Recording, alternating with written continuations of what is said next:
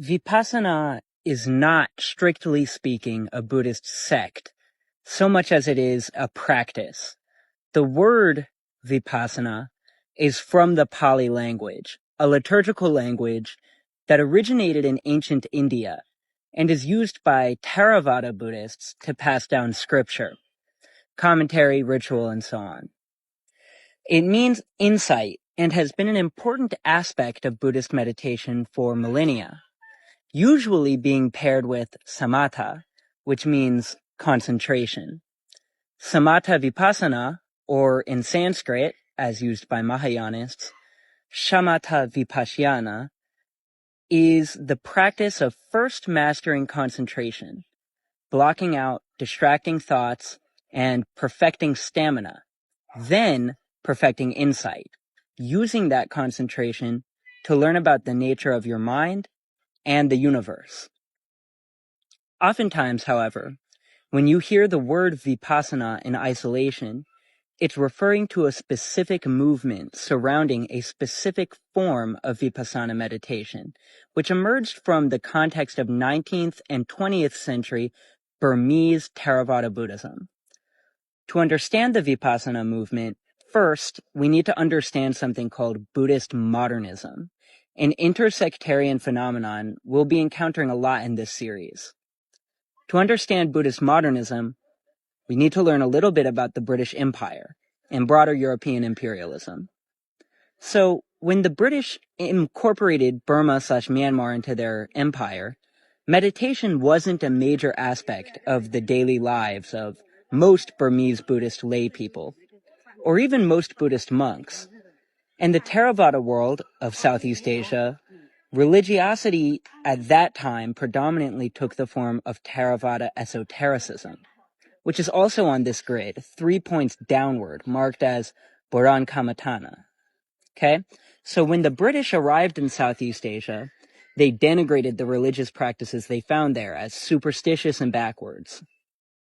Because in Northwestern Europe, the Scientific Revolution and the Protestant Reformation had a relationship of mutual influence that created what we think of as modernism, okay? A worldview developed that regarded proper religiosity as that which adhered to a text and which focused primarily on salvation via the individual's internal beliefs. So there was no place for the importance of ritual, nor the importance of ecclesiastical tradition. In the words of Martin Luther, faith alone and scripture alone, right? Furthermore, just as the Protestant emphasis on individual experience and study helped spur on the scientific revolution, then the scientific revolution turned around and its ideals actually influenced the development of the kind of Northwestern European Protestantism we see during this period, which was often very wary of the real import and presence of the supernatural in an everyday sense. God certainly exists, but is a kind of distant clockmaker in one sense and an internal guide in the other. Okay, we don't really expect to see the supernatural exerting itself in visible, everyday forms. So, for them, people who did believe in the everyday importance of ritual and the supernatural were just backwards and superstitious. Now, to some degree, this matrix of ideas about the world is what we call modernism. Modernism was a force for Burmese Buddhists to contend with if they were going to preserve their religion in the face of cultural imperialism. For many people at this time, modernism seemed to be part of the package with modernity, the economic development and technological sophistication that European nations had. So Buddhism would have to prove that it could be just as compatible with this modernism and modernity as Christianity was, or even more so than Christianity, otherwise risk being left behind. So in Burma/Myanmar, along with much of the rest of the Theravada world, This looked like a phasing out of esoteric rituals in favor of a rejuvenated meditative practice that could be reframed as a science of the mind that wasn't just compatible with modern science, but compatible in a way that had no analog in Christianity. They wanted to be more modernist than the modernist Protestantism that helped influence European modernity. So it's important that we know that even though Buddhist modernism is a reaction to imperial impositions, it's not a creation of imperialists. Rather, it's in many ways a very ingenious adaptation to material circumstances in order to survive. That's a very old phenomenon in religion. The figures who spearheaded the Vipassana movement weren't cynical masterminds who invented the movement out of nothing either. They were sincere believers and scholars of Buddhist thought, developing a thread that is genuinely present in ancient Pali texts and had been treated differently up until their time.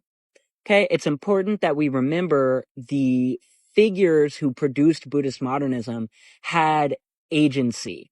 We don't want to be, Orientalists and assume that Buddhist modernism is somehow illegitimate or inauthentic because it doesn't accord what we might prefer to think of as Asian Buddhism. Anyhow, the first to start promoting Vipassana meditation for lay people was a monk called Ledi Sayadaw, who lived from 1846 until 1923. Around the same time, another monk called U Narada began to expound an updated method of Vipassana meditation, referred to as the New Burmese Method. So it was under the spiritual leadership of U Narada's pupil, Mahasi Sayadaw, that the Vipassana movement exploded into an international phenomenon, with practitioners all across Asia and the West. He held retreats in the United States and taught students from all over the world at his meditation center in Yangon. So, what exactly were these Burmese masters teaching, though? The Vipassana method, which was rejuvenated by Ledi Sayadaw, refined by U Narada, and spread internationally by Mahasi Sayadaw, is based primarily on the instructions of the Satipatthana Sutra, which is a scripture from the Pali Canon, one set of the Buddhist teachings, the set that's passed down in the Theravada tradition. So Satipatthana is Pali for foundations of mindfulness.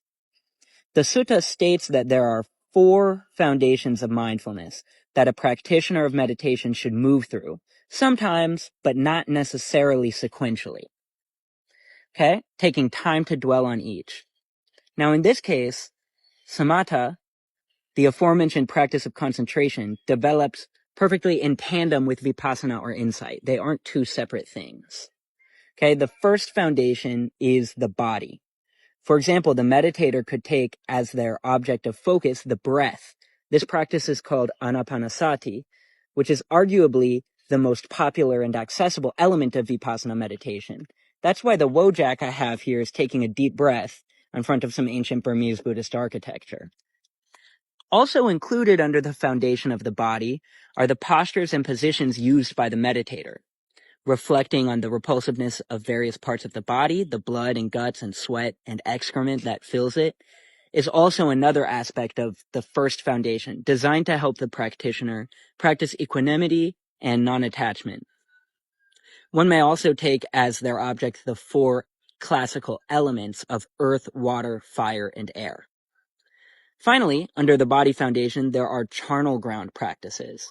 I doubt that these are very widespread in Vipassana centers today, but in ancient India, dead bodies were left above ground in cemeteries for some time before being buried or cremated. Monks would go there to meditate. They would take the corpses as an object of meditation to illustrate the impermanence and practice non-aversion. Okay, the next foundation is sensation. While in a state of meditative concentration, the practitioner should note all of the sensations in their body. What sounds can you hear? What smells are entering your nose? What does the back of your eyelids look like? How do your clothes feel on your skin? How does the cushion feel underneath you? You pay attention to your heartbeat, the movements in your stomach, the soreness in your legs, and so on. The third foundation is the mind. The sutta instructs practitioners to examine the state of mind, checking for the presence of the three poisons, lust, hate, and delusion, and to note whether its thoughts are scattered, lofty, surpassable, quieted, or released.